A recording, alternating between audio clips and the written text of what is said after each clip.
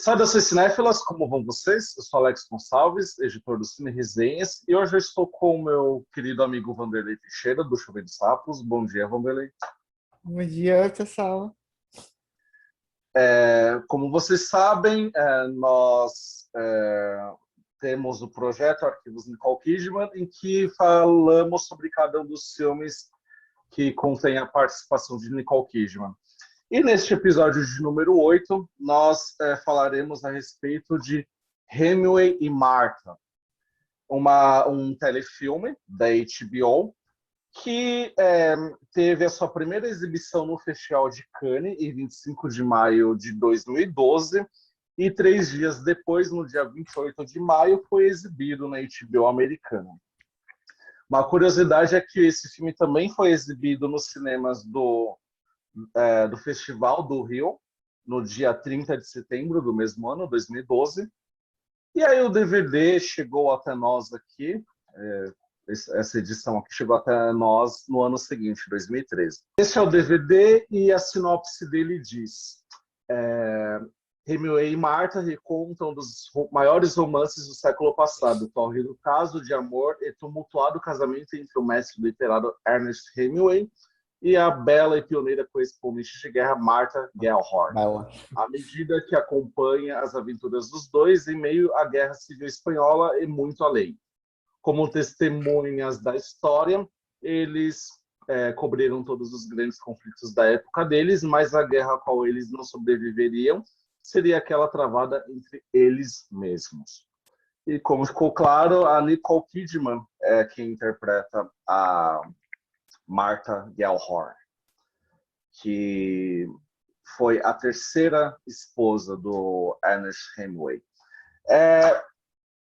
Vanderlei, eu nem lembrava que esse filme em breve vai... Nem passou pela minha cabeça que esse filme em breve vai completar 10 anos de existência. Parece que eu tinha a sensação de que ele foi feito, sei lá, em 2015. Nossa, como o tempo passa muito rápido.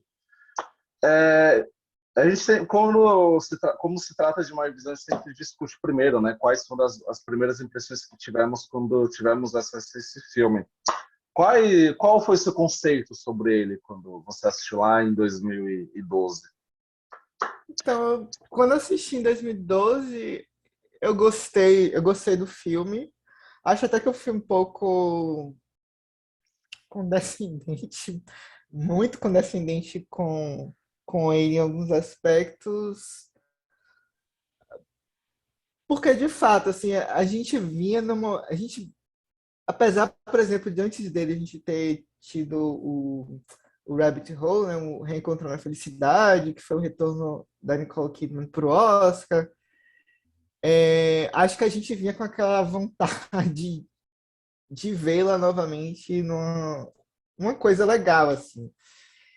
E, de fato, assim, comparado com alguns projetos desse meio tempo, e eu digo Reféns, ou De até mentirinhas. mesmo Esposa de Mentirinha, ou até mesmo o The Paperboy, que quando a gente for falar, eu vou dizer minhas considerações, eu gosto em certa medida daquele filme, mas eu sei que ele é um filme problemático, mas assim, o Hemingway em Get Horror era meio que aquela produção classe A, assim, que a gente meio que esperava ver uma atriz como Nicole Kidman protagonizar e vinha um tempo que isso não acontecia. Então, fui meio condescendente com algumas coisas dele.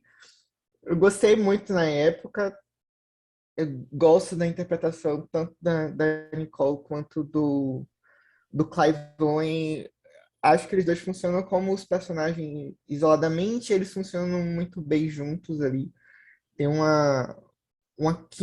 Clive Owen é o tipo de ator que funciona trabalhar com Nicole Kidman, principalmente com esses personagens específicos, assim, a gente nunca imaginava, e a gente ficava, é aquele tipo de ator que funciona muito com ela, e a gente fica se perguntando por que que não fizeram nada antes, assim, né? Clive Owen, que veio ali no início dos anos 2000, assim, por que que nunca se encontraram na tela juntos e eles se encontram, aquele encontro que meio que sai faísca mesmo, que são dois atores que para mim funcionam muito bem juntos, assim, e especificamente com esses personagens, né? O que cada um dos dois o Hemingway é aquela figura meio ogrona, né?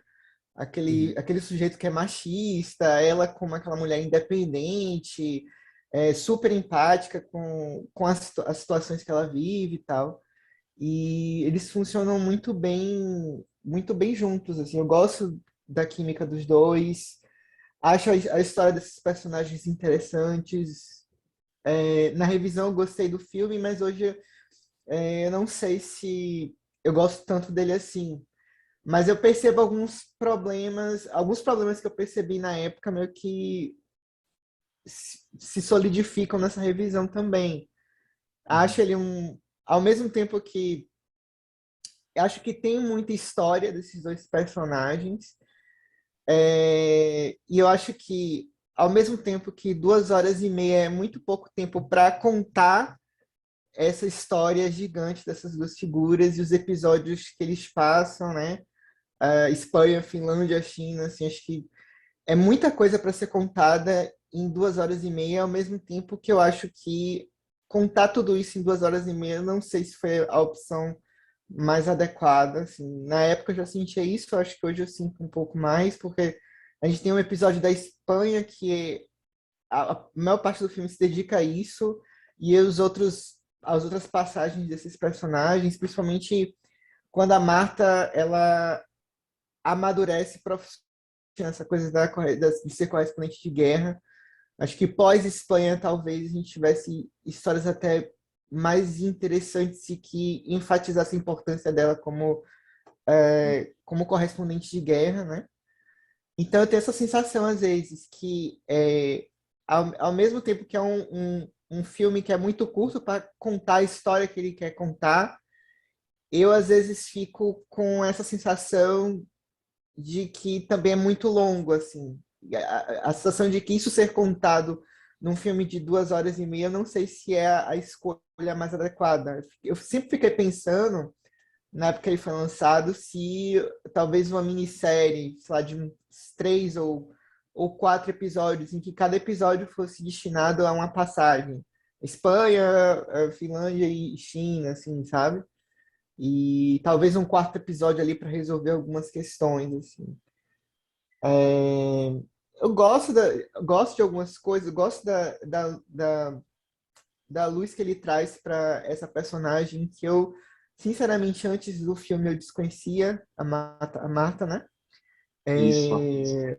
E a importância dela nessa coisa da cobertura dos conflitos, e o fato dela ser mulher e também essa coisa meio conflituosa dela com a história, assim, da história nunca ter reconhecido a importância que ela tem, assim, é uma personagem que está sempre se afirmando ao longo dessa história para ser uma pessoa que vai além de ser uma das esposas do Hemingway, né? Ela até fala na entrevista que ela dá para a equipe da TV, né? Não querer ser a nota de rodapé na biografia de uma figura extremamente forte como é o Ernest Hemingway, que ela acaba virando por força da própria história, de como a história é contada, né? É contada até então, né?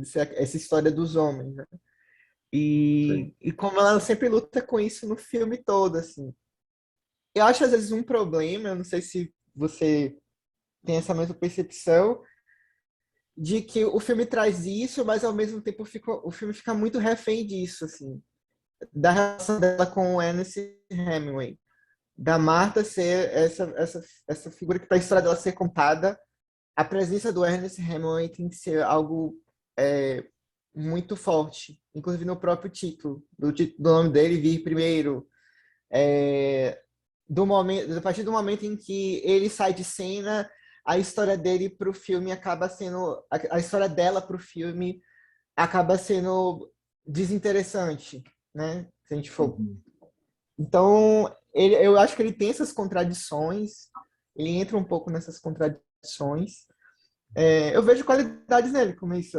Acho ainda que as interpretações são o ponto alto, a química dos dois. Existe a importância de falar sobre a Marta, mas tem essas questões que, numa revisão, me incomodaram um pouco, assim. E outros incômodos da época que se confirmaram também.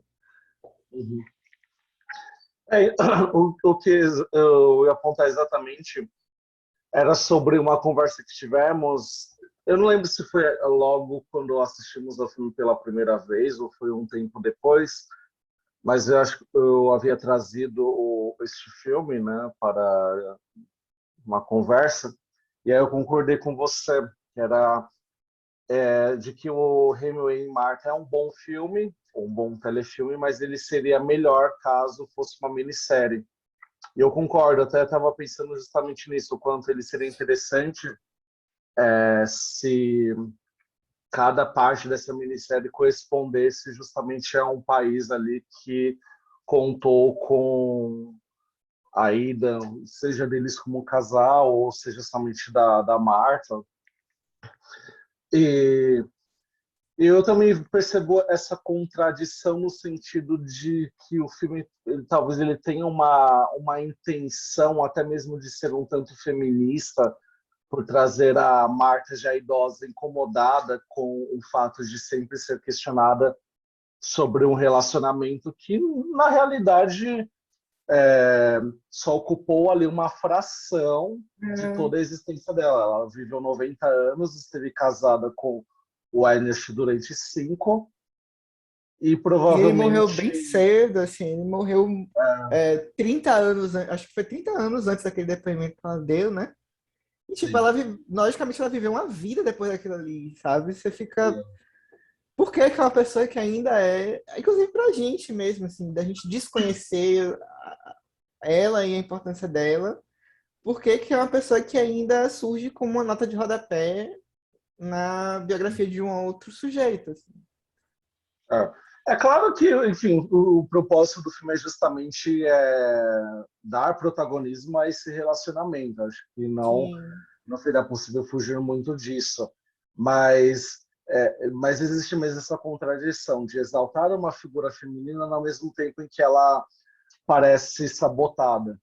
Eu, revendo agora, eu fiquei muito incomodado, por exemplo, para a expedição que ela fez para a Finlândia, e que hum, foi bem naquele período em que o Ernest Hemingway ainda estava no processo de divórcio, né, com a esposa anterior. E é uma passagem que eu acharia super interessante de acompanhar, porque ela vai sozinha e está tratando sobre um recorte histórico que muitos desconhecem. verdade. E o registro é totalmente resumido ali com uma apreensão da parte dela pelo fato de não estar próxima do Hemingway. Então, me incomoda isso no filme. Assim, também existe um fator técnico que me incomoda, a gente vai discutir Também. sobre ele, mas acho curioso também como até mesmo o título brasileiro, né, com o qual o filme foi lançado aqui no Brasil, né, também causa essa sabotagem a Martha Gellhorn, porque no original é Hemingway e Gellhorn, Miguel. eles colocaram Martha ao invés de Gellhorn. A HBO Max corrigiu esse equívoco no título, mas esse título nacional original me parece evocar muito justamente essas contradições que o filme atravessa em relação à construção dessa figura feminina real. E a própria importância do sobrenome. O sobrenome Uhum. talvez seja algo que identifique, que marque muito mais essa personagem do que Marta, assim. Porque Marta tem várias, assim. Mas a Gellhorn, assim como Hemingway, assim, sabe? São nomes que acho que seria importante dizer. Acho que eles talvez tenham feito essa alteração pela pronúncia, alguma coisa nesse sentido, mas também é um tropeço, assim, de pensar que as pessoas não conhecem a Gellhorn, então vamos chamar de Marta, assim, não sei. Marta Uma coisa. Suplicy. A Marta é a mãe do Batman e do Superman. Aproveitar que não é o universo. Que é o prequel de Batman vs É, Superman. É, e eu concordo também com essa questão da Espanha, que é onde se dá essa tensão sexual que existia entre a Gellhorn e o Hemingway. Mas eu também acho curioso como esse segmento ocupar tanto tempo da narrativa e depois ele ser meio que deixado a Deus dará. Porque Verdade. tem, inclusive, uma questão envolvendo o personagem do Rodrigo Santoro, que ele foi até o quarto ator, né, acreditado nesse telefilme, e ele faz um personagem muito importante que é o Paco, que durante esse conflito na Espanha desaparece. E aí existe uma menção sobre esse desaparecimento depois, quando existe um projeto audiovisual que o Hemingway se encarregou ali da própria narração, mas depois isso também é esquecido. Então, Hum. para mim, são todos sintomas que confirmam essa sua opinião de que tudo seria melhor caso fosse uma minissérie. A impressão E que aí dá é que, por virou exemplo, esses personagens, a passagem desses personagens não repercute na vida dos dois protagonistas depois, assim, sabe? Uhum. Ficou ali e acabou, vamos para outra passagem da vida deles. As pessoas não marcam e não têm continuidade, não tem uma suíte como a gente diz no jornalismo, uma reverberação na vida desses dois protagonistas depois, assim, e talvez fosse interessante se eles fizessem isso como minissérie para dar uma extensão para isso. Eu fiquei curioso também com a coisa da relação do Hemingway com a ex-esposa e com os filhos. Se a gente tivesse uma minissérie, talvez essas questões tivessem uma continuidade na trama e acho que enriqueceria mais assim o Uhum. projeto. Eu também sinto um pouco de falta em ver em cena esse desabrochar criativo da Gellhorn, porque Sim, uma boa parte é dedicada a esse conflito que ela tem de não conseguir produzir nada do que ela testemunha, mas existe um momento de virada e que é mas a assim. gente não tem exatamente Não. acesso, né, ao que ela de fato está produzindo. Eu queria ter interesse, mesmo de repente como uma narração em off dela, Sim. enfim, declarando mais os seus próprios textos, ao passo em que acho que o telefilme aborda muito bem o processo criativo do Hemingway. Gosto Sim. muito da maneira como eles retratam o Hemingway como era um sujeito que é, Um teclava na buro... sua máquina de escrever freneticamente É e um depois que burocrata, né? ele concluía uma página É. e É. descartava, mas ele não amassava, É. ele deixava a coisa pousar na lata de lixo. Eu gosto dessa oposição assim, que eles fazem entre a metodologia de escrita de cada um. Assim. Do Hemingway ser essa figura que ele escreve compreendendo aquilo como ofício, de tipo, tá todo dia de manhã fazendo o que vier, assim. Uhum. Batendo cartão mesmo. Assim. E ela ser aquela figura que precisa de uma inspiração, precisa de um contexto para poder fazer aquele trabalho. Eu acho que essa dualidade é interessante como ele traz essas duas perspectivas diferentes de lidar com o ofício e que acabam explicando para a gente muito o caminho que cada um foi, o caminho que cada profissional que cada um seguiu, mas eu também sinto essa falta de compreender a trajetória dela como é que ela se transformou na correspondente de guerra que ela acabou sendo. Acho que é muito pouco tempo para trazer essa transição, até mesmo desse amadurecimento dela nas coberturas que ela fazia, assim, sabe? Principalmente isso, esse pós-Espanha, assim, fica uma lacuna muito grande. Você ver o que aquela, como é que foi esse amadurecimento dela para a gente compreender ela quando ela é apresentada na entrevista na TV e já é uma outra pessoa, assim, com outra compreensão dela e do trabalho dela, assim. Uhum. Fica um pouco essas lacunas, né? Uhum. Vamos ver agora partindo para essa revisão que fizemos recentemente. Eu diria que o filme despencou um pouco no meu conceito. A impressão de que eu tenho é de que ele é um telefilme com orçamento gordo para esse formato, mas ao mesmo tempo eu tenho a sensação de que ele recorre ali a alguns recursos para tentar camuflar ali coisas que ele não pode reproduzir. Eu lembro que eu fiquei muito incomodado quando assisti pela primeira vez na questão dos filtros e também dessa colagem que o Philip Kaufman faz dos atores com registros Isso de não época. funcionou. E agora, revendo quase 10 anos depois, isso chegou à beira do insuportável por conta da distração que nos causa. Muito. Porque, enfim, por mais, por mais custoso que seja um filme de época hoje, ele nunca vai conseguir reproduzir a, a textura de um registro da década de 1940, por exemplo. E o filme tenta irritantemente fazer isso em vários momentos. E para mim esse é o problema. Além de extrair bastante, para mim comprova que o Philip Kaufman ele não teve grana suficiente para fazer um verdadeiro épico que ele gostaria. Até me incomoda, tem uma tomada, por exemplo, que é na Espanha, em que está o Hemingway e a Gellhorn lá, perto com os soldados, diante de um conflito. E assim, tá certo que tá respeitando ali a perspectiva que os personagens estão tendo da situação, mas o Philip Kaufman filma tudo em planos fechados.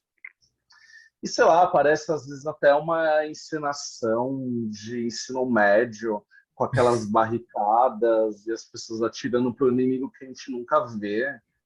E aí depois o Kaufman joga uma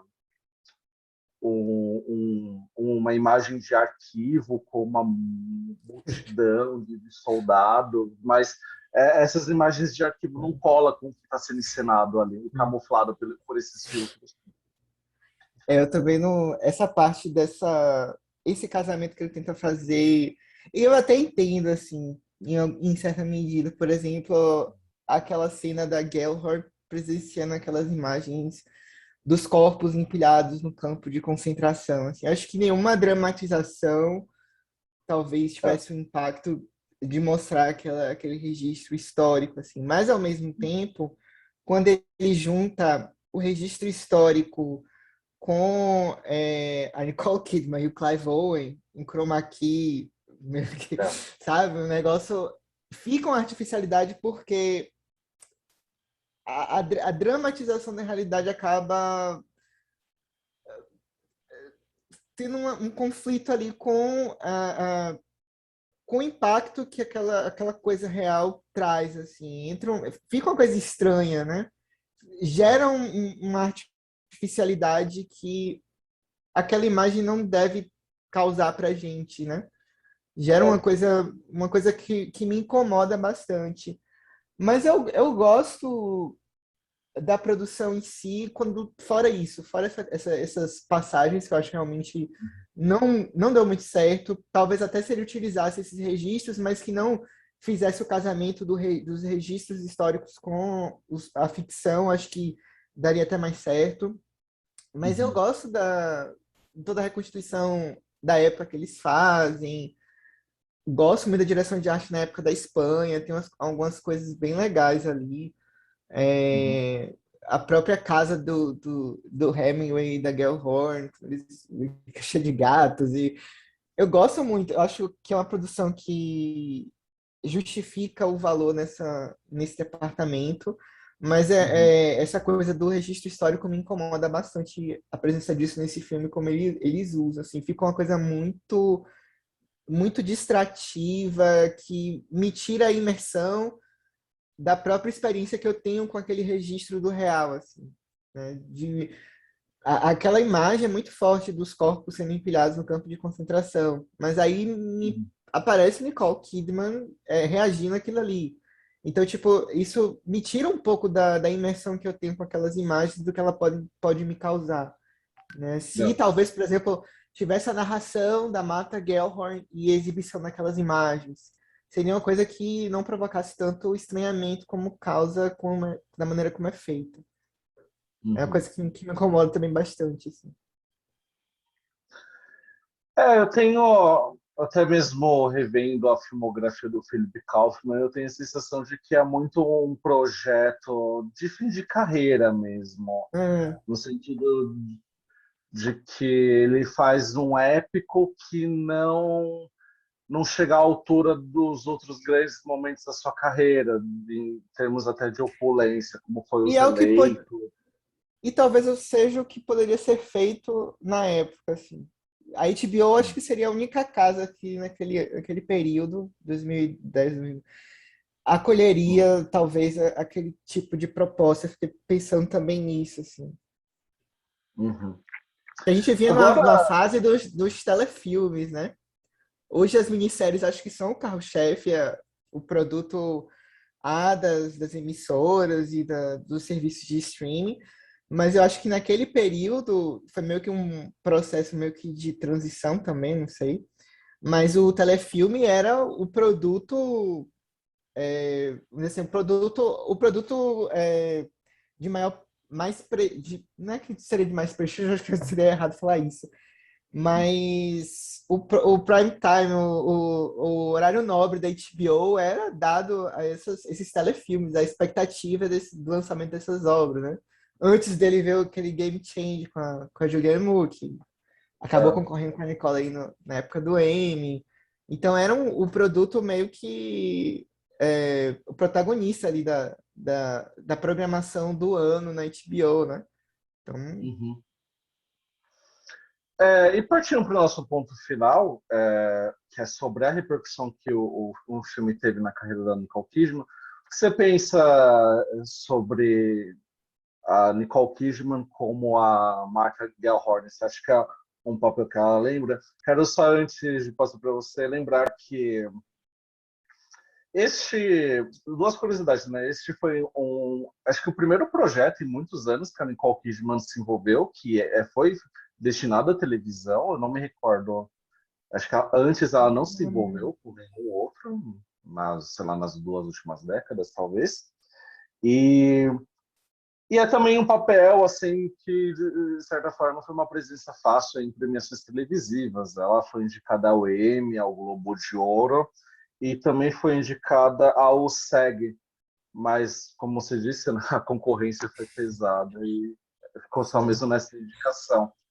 Mas o que você pensa sobre o impacto desse filme na filmografia da Nicole Kidman?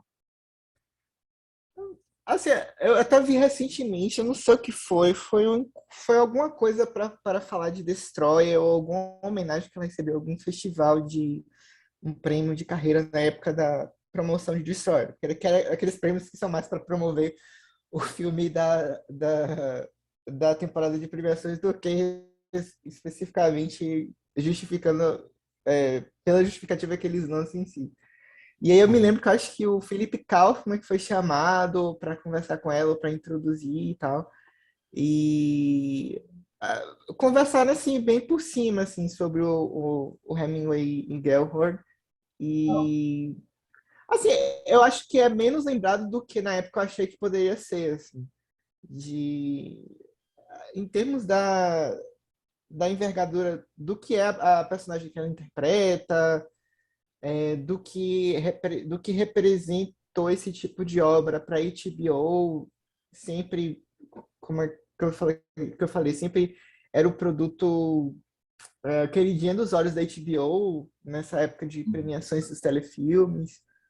É, eu costumo ver ser menos lembrado do que eu achei na época que fosse ser, assim. Uhum. Mas eu acho que Eu, é não- um trabalho muito bom dela, assim. Eu gosto uhum. bastante dela como essa personagem, enfim. Eu não sei, eu não encontrei essa informação de modo oficial no IMDb da vida, mas Eu li em algum canto de que, à época, esse tinha sido o telefilme que rendeu a maior audiência para HBO. Não sei Hum. se confere, não. Como eu informei, não encontrei essa informação. A IMDb e o Wikipedia que geralmente relacionam isso, falam mais sobre o orçamento. Inclusive, existe no Wikipedia, Interessante. diz que o orçamento foi de 14 milhões, no IMDb já foi quase 20 milhões. Existe essa discrepância aí em relação aos custos. E é E eu interessante acho. isso. Hum, Uhum. Não, é interessante isso, né? Meio que confirma o que a gente está vendo hoje em termos hum, do que é a presença dela hum, é, em streaming e TV, assim. tá. Ela tá sempre se confirmando em todo o projeto, assim, de Big Little Lies, passando The Undoing, agora Nove Desconhecidos, de ser uma atriz que é extremamente popular nesse nicho, né? E assim, uma Exatamente, coisa que bate ela não muito. vinha no cinema. No É, cinema ela vinha perdendo essa força, eu acho que meio que dá um sinal do que via por adiante. sim, que falam que ela era apelidada, né? De venenos de bilheteria, principalmente na época do próximo filme que comentaremos aqui. Mas na TV ela sempre foi um sucesso e eu acho que no atual ela está se envolvendo cada vez mais em projetos destinados a essa mídia do que necessariamente cinema. E eu acho que eu penso que não é uma experiência que nós haveremos relembrar em entrevistas futuras em que continuarão revendo a carreira dela, mas eu acho que talvez tenha significado mais trabalhar aí como um nome como Philip Kaufman, que provavelmente era um nome que estava na wishlist dela, por ele ter trabalhado de maneiras tão esporádicas, né? Tanto que o filme anterior dele, o Hemingway e Gellhorn, se deu há 8 anos, que foi a marca com Ashley Judd, ele fez em 2004, aí só 8 anos depois ele veio com Hemingway e Martha, e nunca mais se envolveu com outro projeto como diretor. E só que é isso, ela provavelmente embarcou aí com o nome do Philip Kaufman na direção, mas infelizmente não pegou um nome que outrora foi gigante no cinema. Assim como provavelmente aconteceu também quando ela trabalhou com o Werner Herzog no A Rainha do Deserto, que muitos consideram um dos piores filmes da carreira dele. E ele realmente não está numa fase, os últimos 10 anos, com É, exceção muito de ficção, né? do vício frenético que ele fez com o Nicolas Cage, eu não vi ele fazendo nenhum outro filme de ficção que tivesse uma repercussão favorável. Acho que ele está se encaminhando melhor no formato de Bom, documentário nessa fase da carreira dele. Bom, mas é isso, o nosso tempo acabou. Vanderlei, muito obrigado pela sua presença nesta conversa e obrigado. até a próxima edição. Tchau, pessoal. Um abraço. Paulo. Tchau, gente.